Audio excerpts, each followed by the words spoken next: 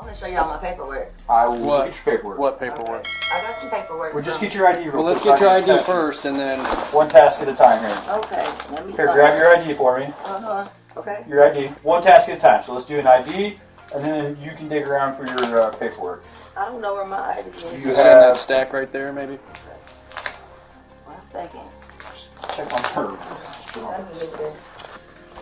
We don't need a fire while we're here. Right. Okay. Let me see. Okay. Where are you going? Huh? Where you going? Away from your hot steaming water. Away from my hot steaming water? Yeah. Oh, I would rebuke you in the name of Jesus.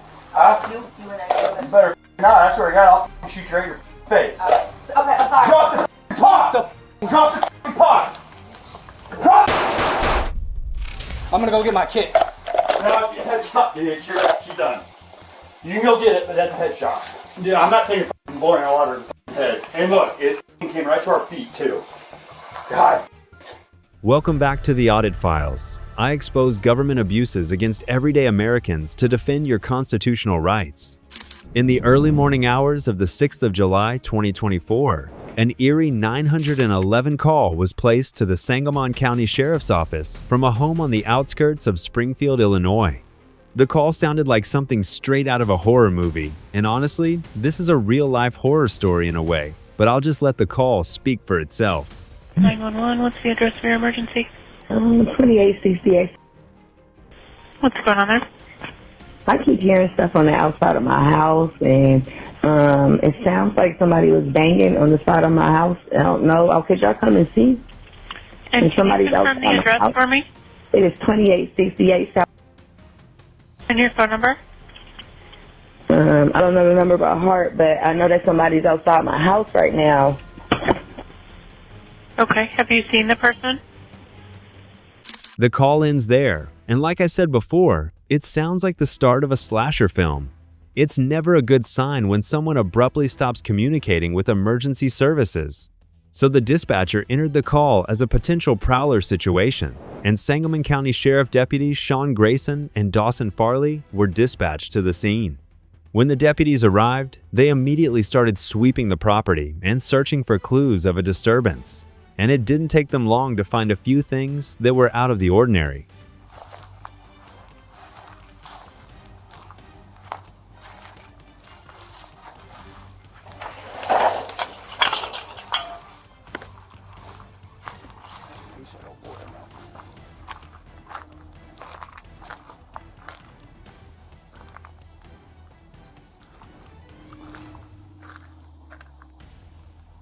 After discovering an open gate to the backyard and a vehicle that looked as though it may have been burglarized, the deputies decided to make contact with the caller.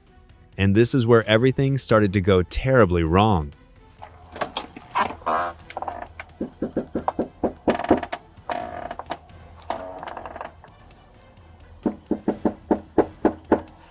Love tapping.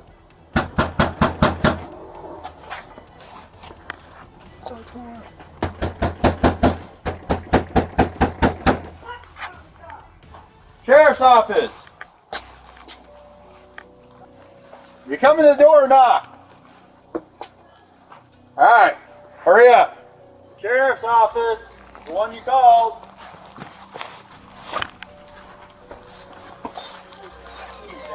Somebody is out here, and I need to go here. Please don't hurt me, y'all. Why would it hurt you? You called us. Okay, please. So what'd you hear? Somebody keeps outside my house, y'all. Please, Is this your car over here? Please, God, please, God, please. Is this your car over here? Oh. Please, God. That's not your black car in the driveway? Mm-mm. Oh, well, we checked your yard, we walked around the whole block, we didn't see anybody. Right, you know, we checked the whole area, there's nobody out walking around. I know, y'all. Please, God, please, God. I'm trying to get help, y'all, but What do you need help with? nothing. I just, please, God, please, God, please. I don't know what to do. Do with what? Huh? What do you need help with? Nothing. I just wanted to see if y'all could help me. What do you want help with? Huh? What do you want help with? I heard somebody outside. Yeah, we checked your house, we checked your backyard, I walked all the way through all these backyards, we checked your front yard. We didn't see nobody, Yeah, so... nobody's out here. You didn't see anybody? Nope. Nope. Oh, We checked the whole area. okay. What took you so long to answer the door? Oh, I was trying to put on some clothes, sir. I'm sorry. I was trying to get I got you. dressed. All right. Is there anything else we can do for you? Huh? Is there anything else I can do for you? No, sir. Okay. Okay. All right. All right, I want you to pay attention to this because this is a pivotal part in this story. Look how close these deputies were to just walking away after checking the property and ensuring that the caller was safe. This could have ended right here, and everyone could have gone about their night in the most peaceful way possible. But Deputy Grayson asked a simple question that would inevitably serve as both the turning point for this encounter and evidence of his department's negligence all at once. Doing all right mentally? Yes. Sure? My medicine and stuff. All right. Okay. I love y'all. Thank y'all. All right. That's not your black car, though. The SUV? Whose is it? You don't know? Someone just parked it in your driveway? They brought it to my driveway. You just left it? Yeah, let's run that. Yeah.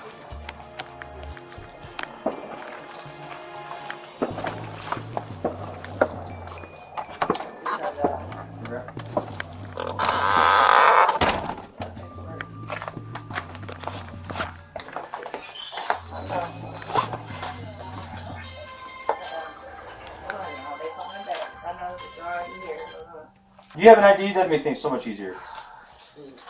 I just need just driver's license will do, and then I'll get out of your hair. In order to fully comprehend how insane and unnecessary what is about to happen in this video truly is, you need to understand some important context. By now, you may have noticed that the caller seems to be behaving in a disheveled and sporadic manner, and there's obviously a reason for that. This wasn't the first time that a 911 call had been placed from this home, and the days leading up to this encounter paint what you're about to see in a totally different light.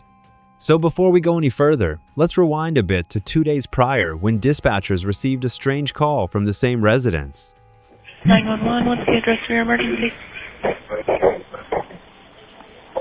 Hello, 911. Hello, 911. Cool. I'm cool. Hello, 911. After being unable to establish any meaningful communication with the caller, the dispatcher immediately called the number back. Well, I guess we don't get that. Hello, 911. Hello? This is 911. We received a call from this number. Do you have an emergency? Yes, I do. What's going on there? Somebody's trying to hurt me. Who's trying to hurt you? A lot of them. Who? Well, never mind. Must not be the right number. That's not what I said. After ending the call, the dispatcher determined that the caller didn't need any emergency services, and no first responders were ever dispatched to the home. At around 9 a.m., the following morning, another call was placed to dispatch. But unlike the others, this call would actually add some clarity to what was happening inside that house. 911, address of emergency. Okay, what's going on there? Well, my daughter is being sporadic, and she's been having a mental breakdown, which is something new to me. She's not a danger to herself. She's not a danger to me. But when she gets upset, then she thinks everybody's after her. Like paranoid schizophrenic.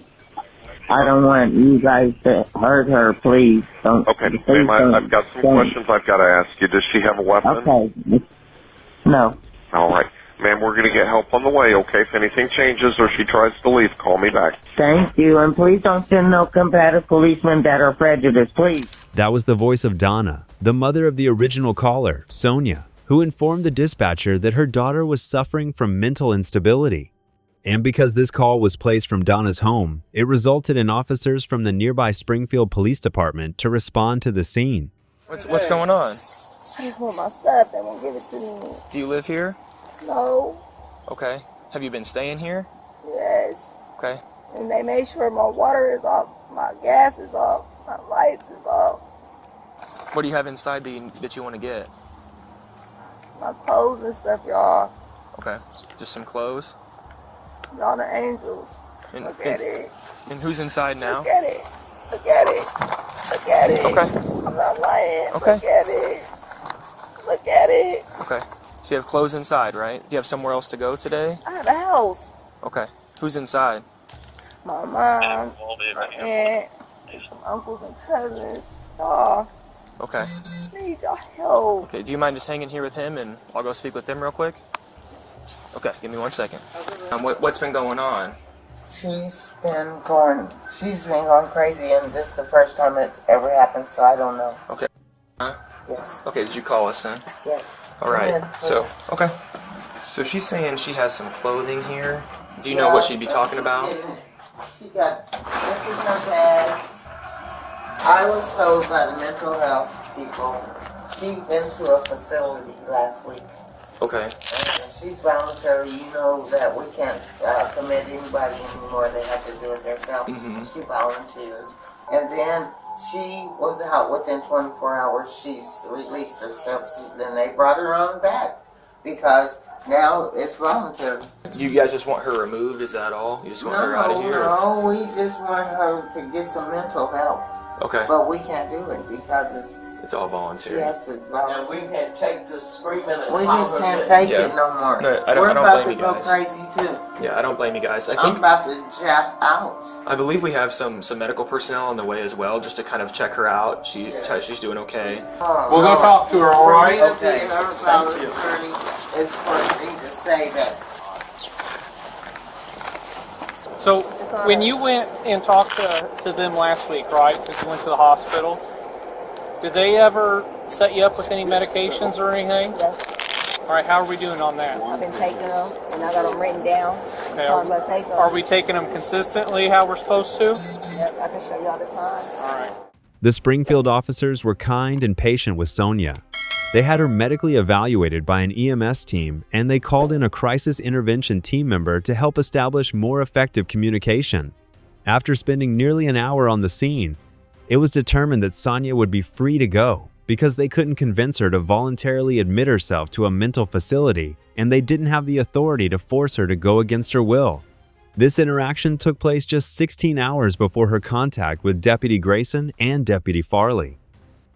Sonia was in the midst of a weeks-long mental health breakdown when she placed the call that ultimately summoned the deputies to her residence, and she was clearly displaying signs of that mental breakdown from the moment the deputies made contact with her. After all, her mental instability was ultimately the issue that led Deputy Grayson to entering her home.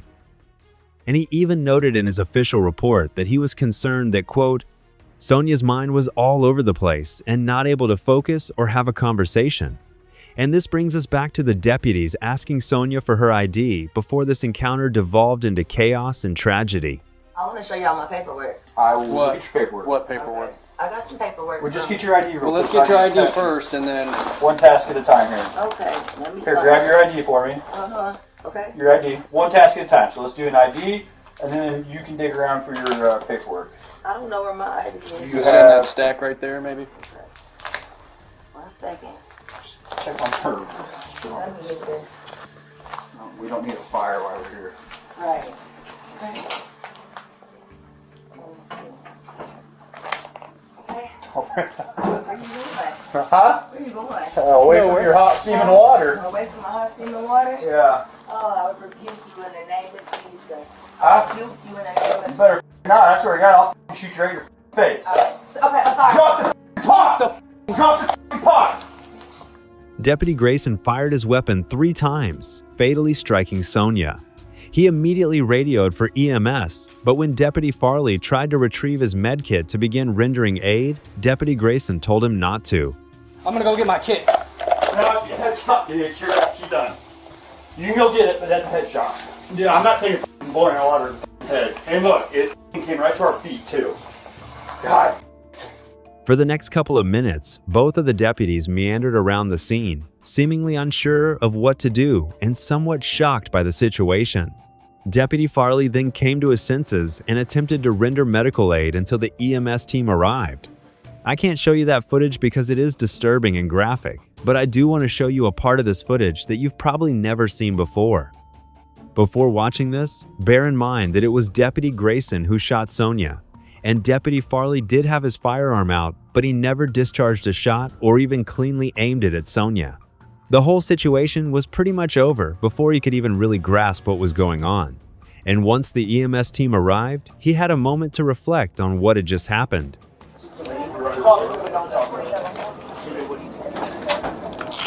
What's the chances you can go over and check with here?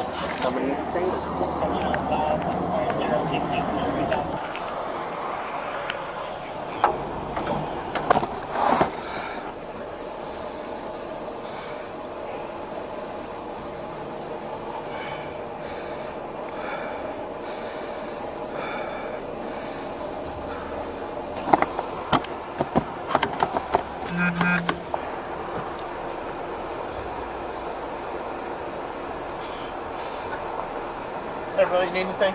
I'm good. Okay. You doing all right? Yeah, I'm alright. All right. Thanks, so. Absolutely.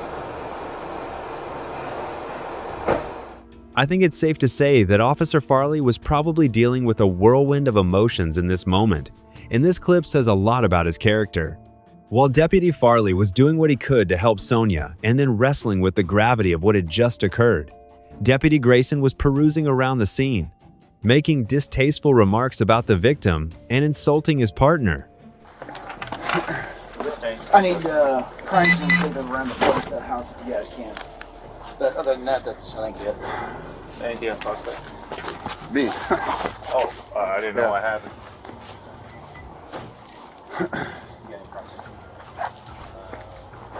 Yeah, I'm good. It's crazy. That's my fault, man. I didn't know it was. No, dude, it was good. It fucking happened so goddamn quick that we didn't have time to fucking call shit out that it was me and. Yeah, that's what I was Did trying shit. to figure out. Make sure we need to look for something. No, we're good. I think that she set it up on purpose. So, here's what it is. The next day, the Sangamon County Sheriff's Office requested an independent investigation by the Illinois State Police, ISP, and placed both deputies on administrative leave.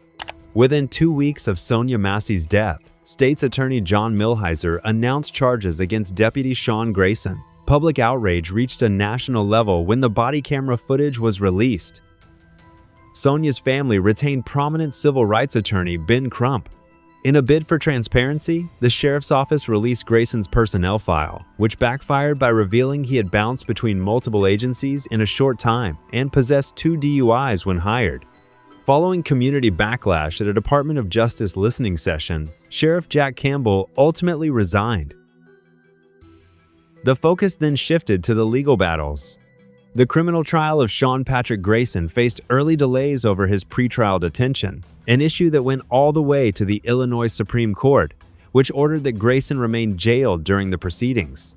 Concurrently, Sangamon County leadership approved a $10 million settlement with Sonia's family before a civil lawsuit was even filed, a rare, swift action largely attributed to Ben Crump's advocacy. While the civil matter concluded, the high-profile criminal case caught the attention of Illinois state legislators pushing for police reform. Grayson's trial officially began in October 2025.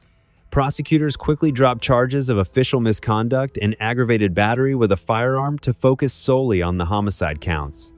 After a 9-day trial, a Peoria County jury convicted Grayson of second-degree murder on the 28th of October 2025.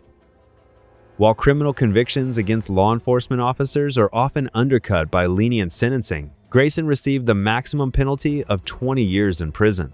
Although advocates continue to push for federal charges, this maximum sentence brought legal closure to the criminal trial.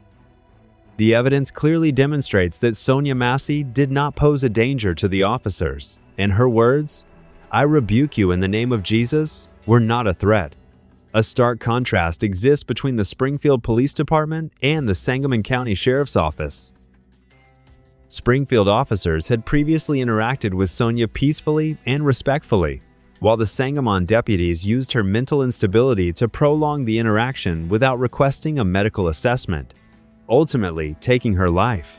This dichotomy shows that systemic corruption varies by department. The Springfield Police Department deserves recognition for their proper approach, even if no agency is entirely immune to bad actors. This tragedy highlights a widespread inability within American policing to properly handle mental health crises.